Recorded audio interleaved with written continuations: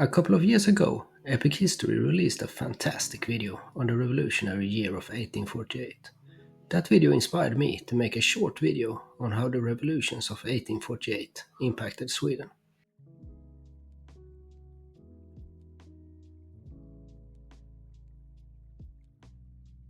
In 1848, revolutions swept across Europe, changing governments, societies, and the lives of millions.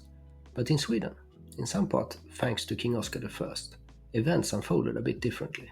So let's explore how Oscar, the liberal-minded king, faced a revolutionary moment that could have taken a darker turn, and why his actions maybe made the difference. To understand Oscar's story, let's go back to his roots. Oscar wasn't originally Swedish. Born in France on the 4th of July 1799, just 3 days after Napoleon had landed his army in Egypt, to Jean-Baptiste Bernadotte, then French Minister of War, and Desiree Clary, a former fiancé of Napoleon. Oscar came to Sweden as a young boy, when his father, who was also one of Napoleon's marshals, was unexpectedly chosen to be Crown Prince of Sweden. Oscar was just 11 years old when he was formally added to the Swedish line of succession. His mother struggled to adjust to Sweden, but while she initially disliked the country, she grew to appreciate it during longer stays later in life. Oscar's father, however, was determined to make Sweden his home, although he never mastered the Swedish language, delivering only one public speech in Swedish. Oscar, on the other hand, embraced Sweden wholeheartedly. He quickly learned the language, adapted to Swedish customs, and won over the public with his warmth and his charm. Oscar's dedication went so far that he banned his children from learning French until they were older, aiming to raise them with a purely Swedish identity. He was deeply committed to Scandinavia, becoming a staunch advocate for Scandinavian unity. This commitment led him to even send Swedish troops to Denmark during the First Schleswig War, when Denmark faced the Prussian-led German Confederation, a war he later mediated in, leading to the ceasefire agreement in Malmö in 1848. Before he became king, Oscar stood out for his progressive views. He championed education, promoting a law that established public schooling for all children in Sweden, a decision that was partly made while he was temporarily leading the government during his father's absence. As king, he continued pushing for reforms, improving prisoner care, supporting protections for the poor, and significantly disbanding the restrictive guild system. This last reform was controversial and would later ignite tensions. Oscar was also reluctant to approve death sentences and often resisted executions even when they were fully sanctioned by the courts and the government.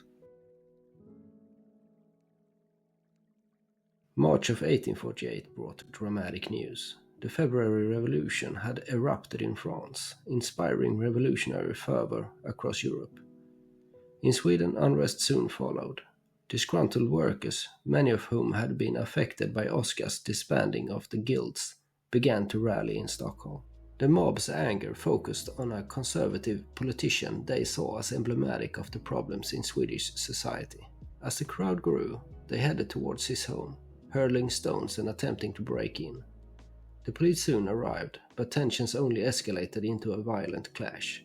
Attempts to disperse the crowd failed, and the situation quickly spiraled out of control. Meanwhile, Oscar and his sons were at the opera, unaware of the chaos. As the show ended, Oscar was informed of the unrest. Without hesitation, he mounted his horse, was joined by his 3 eldest sons, and rode straight into the midst of the mob.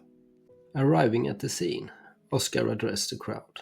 Shouting from all sides made it hard to hear, with some in the crowd even calling for a republic.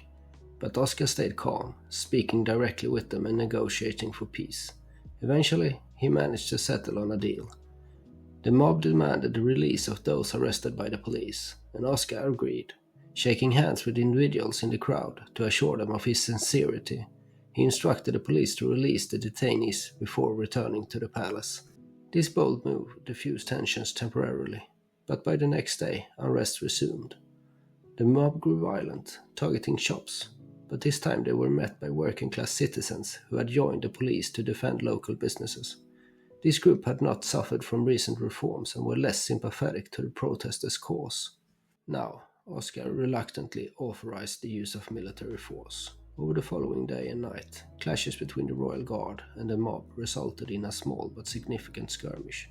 By the end, about 30 people were killed, with many others wounded on both sides. After this final clash, peace returned to Stockholm. The revolutionary spirit of 1848 faded in Sweden, largely due to Oscar's quick thinking, negotiation skills, and restraint. His approach averted what could have been a prolonged and bloody conflict.